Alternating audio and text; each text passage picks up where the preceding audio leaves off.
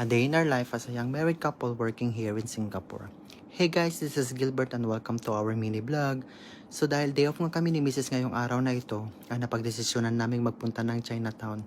Dahil nga sa tinagal-tagal namin dito guys sa Singapore ay ilang beses pa lang kami nakakapunta ng Chinatown.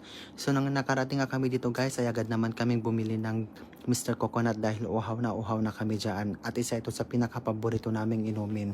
At sa mga nagbabalak na pumunta dito sa Singapore guys ay dapat ninyong i-try ang Mr. Coconut at the best talaga itong inumin na ito.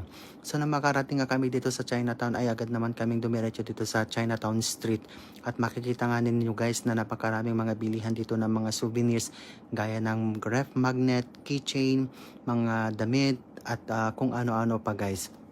So makikita ninyo dito guys ay mga mumurahing bilihan ng mga souvenirs at sa mga nagbabalak na magpunta dito guys ay dapat kayong pumunta dito sa may Chinatown at dito kayo makakakita ng mga murahing bilihin aside from Bugis Street.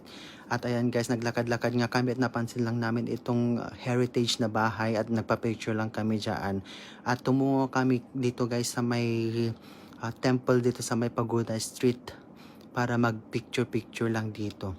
At inabot na kami ng gabi dito guys at naghanap na rin kami ng makakainan pero wala kaming hanap.